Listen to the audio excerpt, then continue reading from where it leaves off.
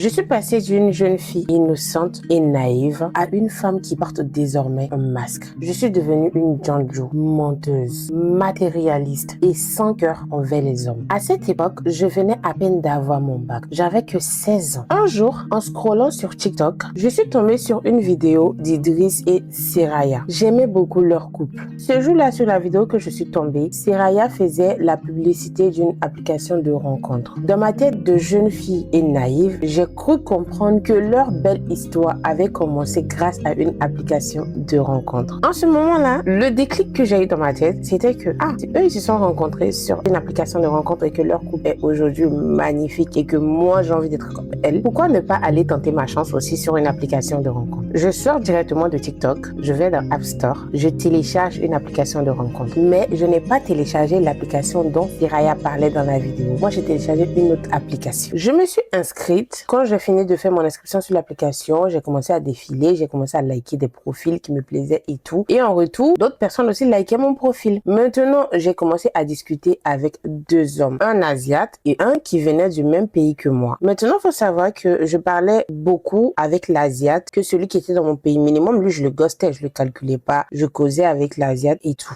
Mais sachez que avec lui, la communication était super compliquée parce que lui, il parlait anglais et moi, je parlais français. Donc, c'était un peu compliqué. J'essayais d'apprendre l'anglais où je traduisais ses messages. Donc, ça me prenait un peu de temps et tout. En tout cas, la communication était compliquée. Finalement, à un moment, on n'avait plus envie. Pour moi, le fait de prendre ses messages, traduire les miens avant de lui envoyer, je perdais trop de temps. J'ai fini par me prendre la tête et par le supprimer. Sauf que avant ça, quand on a parlé et tout, on a eu à échanger nos contacts. Donc, malgré que je l'ai supprimé sur l'app, mais il avait toujours mon numéro. Ensuite, j'ai commencé maintenant à avoir une conversation sérieuse avec l'homme qui est dans mon pays. Et sans vous mentir, le feeling passait super bien. Au point où j'ai supprimé l'application de rencontre automatiquement de mon téléphone. Maintenant, il faut savoir que cet homme en question, malgré que nous étions dans le même pays, on ne faisait que parler soit par appel ou par message, mais nous ne nous sommes jamais rencontrés. Maintenant, on décide de se donner un rendez-vous pour se voir en réalité. Et là, j'ai le déclic de lui annoncer que je suis pas une fille trop grande, que je fais 1m50 par là, pour le préparer quoi, parce que je sais que je suis pas trop grande. En général, quand ils vont te rencontrer, quand t'es pas trop grande, ça tue le truc, vous voyez. Et le gars me dit, ne t'inquiète pas, moi non plus, je suis pas trop grande. J'ai l'habitude de sortir avec les filles qui sont plus grandes que moi. Moi, quand je vois ça, honnêtement, je cale pas son message. Je me dis que peut-être qu'il sort en général avec des filles qui font 1m80, 1m90 par là, quoi. Maintenant, le jour du rendez-vous arrive. Je précise que moi, je suis myope, donc je vois pas de loin. Je vois plutôt de près, mais pas de loin. Donc, le jour du rendez-vous arrive. On se rend tous les deux sur le lieu du rendez-vous. Maintenant, comment on fait pour se retrouver? Moi, je ne le retrouve pas. Donc, ce que je fais, je l'appelle sur appel vidéo. Vu que je vois pas de loin comme ça, dans le téléphone, il va me montrer peut-être un repère pour que je puisse savoir là où il est. Maintenant, le gars au téléphone, il me dit que lui, il me voit déjà. Maintenant, moi, je le vois pas. Donc, quand je vois le repère et tout, j'essaie de me rapprocher de cet endroit. Puis, fut ma surprise de voir que le bout d'homme que je vois devant moi, c'est avec lui que je parlais au téléphone. Ce qui veut dire que moi, je fais 1m50, mais je suis plus grande que lui. Et là, n'est pas de problème. Je me dis, c'est pas grave. On parle. Il décide qu'on aille manger au restaurant et tout. Maintenant, je vais vous préciser une partie, c'est que moi, je suis la première fille de ma famille et je fais partie d'une famille très, très toxique. Donc, vous voyez les histoires de on va me kidnapper, les trucs comme ça passe jamais dans ma tête. Moi, je suis trop forte. Ça, c'est des choses pour les filles qui ont peur et tout. Donc, je le suis sans problème. Il m'envoie à l'abattoir. On va manger. On mange super bien. Sans vous mentir, on a mangé. T'es contente. Maintenant, à un moment, je vois le gars, il se rapproche de moi. Je précise que j'avais seulement 16 ans. Donc, je ne connaissais rien dans tout ce qui est goéga et tout. Il s'approche de moi et il commence à me toucher. Donc moi, quand je baisse la tête au niveau de son pantalon, je vois que son junior est debout. Dans ma tête, je commence à me dire, mais c'est quoi son problème à celui-là? Mais non, tout d'un coup, il sort son junior du pantalon. Il prend ma main, il dépose dessus. Donc quand je me retourne, je vois ça. C'est petit comme ça. Donc moi, automatiquement, je suis une personne qui rigole à tout et n'importe quoi. Quand je vois ça, je n'arrive pas à m'attraper. Je commence à rigoler. Le gars, il me demande pourquoi tu rigoles. Je dis rien. Vous voyez, je lui dis, je rigole pour rien. Donc, il me dit de lui faire une pipe. Je refuse automatiquement. Je lui dis non. Je dis non, je peux pas. Donc, il se fâche. Il rentre chez lui. Moi aussi, je rentre chez moi. Et c'est fini. On se voit plus. On se parle plus. Je le bloque même. Maintenant, un moment passe. Après, un jour, je suis là. Il y a un gars qui m'envoie un message sur mon numéro. Vous savez, c'était qui? C'était l'Asiate. Il m'envoie. Tu te souviens de moi? J'allais lui demander comment t'as eu mon numéro vu que je t'ai bloqué sur l'application. Maintenant, je me suis souvenu que on avait changé de numéro. Donc, il a gardé mon contact. Donc là, quand il m'envoie son message en me demandant, tu te rappelles de moi? Je lui dis oui. Maintenant, il faut savoir que entre le temps qu'il est parti et qu'il est revenu, j'ai eu le temps d'apprendre l'anglais et de maîtriser un petit peu. Maintenant, là, on parle pendant un moment. Il me propose qu'on puisse se rencontrer pour parler et tout.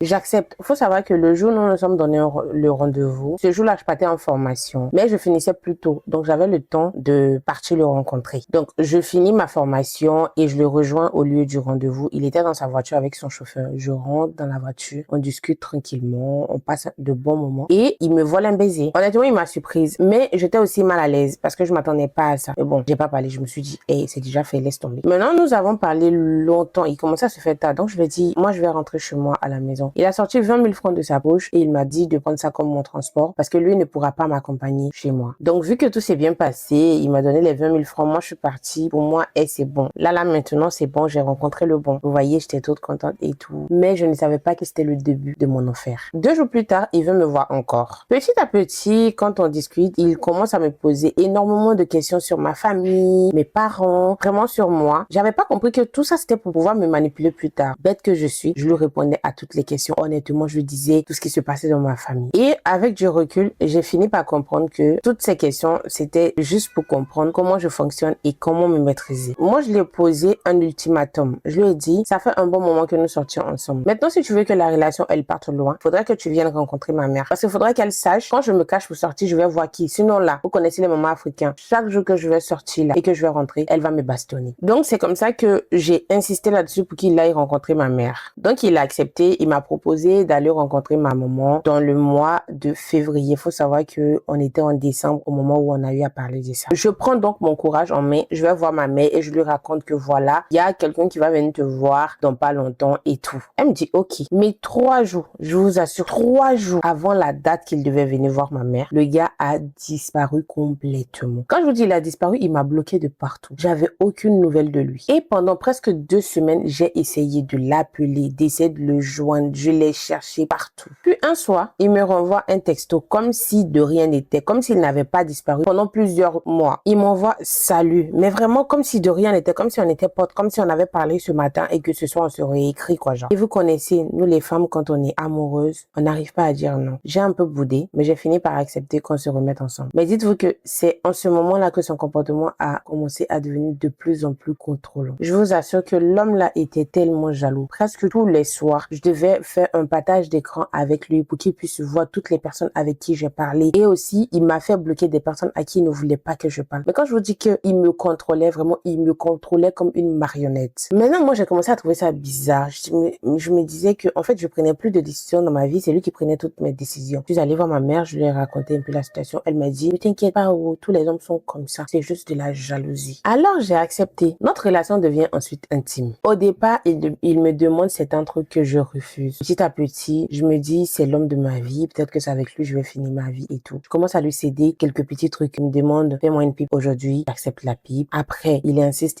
jusqu'à ce qu'on ait eu des rapports. Faut savoir que c'était ma première fois avec lui. Oui, j'ai eu mal, mais ça ne m'a pas traumatisée parce que j'étais consentie. J'ai accepté d'aller avec lui. Vraiment, il a fait ça avec douceur. Tout s'est bien passé. C'est normal que j'ai eu mal parce que c'était la première fois et j'ai saigné, j'ai un peu pleuré, mais il m'a calmé. Et tout ça est passé, donc on a passé notre relation comme ça. Vu que j'étais déjà plus vierge, on faisait nos trucs sans problème. Vient un moment où je me rends compte que le gars, il me trompe. Donc là, je commence à péter un câble. Comment ça, avec tout ce que j'ai fait là? Lui, il a le toupet de me tromper. J'en parle encore à ma mère. Elle me dit, c'est pas grave, les hommes, ils sont comme ça, non, non, non, non. Mais moi, je voulais savoir avec qui il me trompait. Donc, je commence à fouiller le téléphone, je commence à fouiller, je commence à faire mes recherches jusqu'à ce que je me rends compte que le gars, il me trompait avec un homme, même pas avec une femme, avec un homme. Donc, moi, je lui dis, mais c'est pas possible, je te donne tout. Pourquoi tu décides d'aller me tromper avec un homme? Il me dit que lui, il est comme ça, il aime les deux côtés. Donc, si moi, je ne veux pas que lui, il me trompe avec cet homme-là, va falloir que je m'adapte dans la relation. Donc, moi, je dis m'adapter en faisant quoi? Il décide d'aller acheter des sextopes qui me ramènent. En gros, quand on finit de faire nous deux, moi, je dois lui mettre ça dans son Bouddha. Genre, pour ceux qui comprennent. Moi, je devais le prendre aussi parce que l'autre homme le prenait lui. Je sais pas si vous comprenez un peu. Donc, j'accepte de faire ça. Parce que de toutes les façons, c'est lui qui prend son plaisir. C'est pas mon problème. Qu'il est avec moi, ça va. Mais c'est pas pour autant qu'il a arrêté de me tromper. Le gars, il continue de me tromper malgré que je fais tout ça. Donc, maintenant, je commence à m'énerver. Et dites-vous que il m'a ghosté 3 fois. Après celui qu'il a fait avec ma mère, il m'a encore ghosté. Genre, il disparaît pendant un moment et il réapparaît. Moi, j'étais amoureuse. Et ça fait tellement mal. Est-ce que vous connaissez le chagrin d'amour? J'étais là en mode, mais qu'est-ce que je lui ai fait? Pourquoi il fait ça? Pourquoi il fait ça? Donc, j'ai commencé à avoir de la rage et de la haine envers lui. La 3e fois qu'il m'a ghosté, quand il revient, il me dit, je suis là, nanana, va bien. On reprend comme si de rien n'était, comme tous les autres fois. Sauf que là,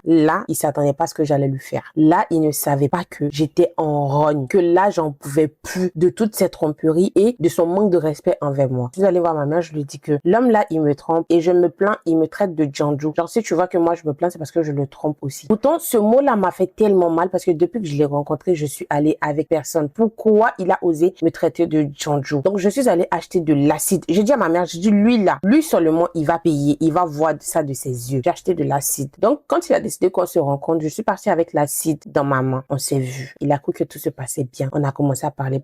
Un moment, j'étais tellement énervée. En fait, le gars, il parlait. Plus je m'énervais. Je lui ai donné un coup de poing. Le temps qu'il se réveille de son coup de poing là, j'ai mis de l'acide partout sur son visage. Partout. Comme je vous ai dit, j'ai mis de l'acide partout sur son visage. Après avoir renversé tout l'acide que j'avais sur son visage, je suis partie. J'ai coupé les poings avec lui. C'est fini. Et après ça, on n'a plus jamais parlé. En tout cas, il m'a plus jamais contacté et moi, je n'ai plus jamais eu de nouvelles de lui. Les gars, comme vous le savez, ceci n'est pas mon histoire. C'est l'histoire d'une abonnée que j'ai reçue par mail. Vous avez bien entendu l'histoire, elle n'avait que 16 ans lorsqu'elle a commencé à rencontrer des personnes sur Internet. Si vous rencontrez quelqu'un sur Internet, ne partez jamais le rencontrer. Jamais. Au minimum, même faites-vous accompagner. Mais il faut jamais aller toute seule. En tout cas, sans vous mentir, les parents, surveillez bien vos filles. Surveillez bien vos filles. Surveillez bien vos filles. C'est très important. Et ma belle, je sais pas t'as quel âge aujourd'hui. J'ai voulu t'envoyer un message quand j'ai lu le message, ton commentaire. J'ai voulu te poser des questions, mais après, je me suis dit, je vais trop m'impliquer dans ta vie privée. Mais honnêtement, si tu as vu cette vidéo, je suis sûre que tu vas la voir. Je sais pas via quelle plateforme tu as trouvé mon mail pour m'écrire, mais si tu vois cette vidéo-là, l'erreur que tu as fait, ne la reproduis plus jamais. Ne refais plus jamais cette erreur, ma belle. Sur ce, dites-moi ce que vous en pensez en commentaire. Si tu es une jeune fille de 16 ans, est-ce que tu pourras, ou au jour d'aujourd'hui, en 2026, là, tu as encore le culot de sortir aller rencontrer un inconnu? Si vous êtes des parents, s'il vous plaît, qu'est-ce que vous pensez de cette histoire? Vous pensez que cette mère, elle a protégé sa fille? N'hésitez pas à me dire tout ça en commentaire, à liker et à partager cette histoire. Et si vous aimez bien mon contenu, n'hésitez pas à vous abonner car je vous raconte des histoires que je reçois moi-même ou je vous raconte aussi des histoires que je vois sur le net du moment où il y a des leçons à retenir. Sur ce, on se dit à la prochaine.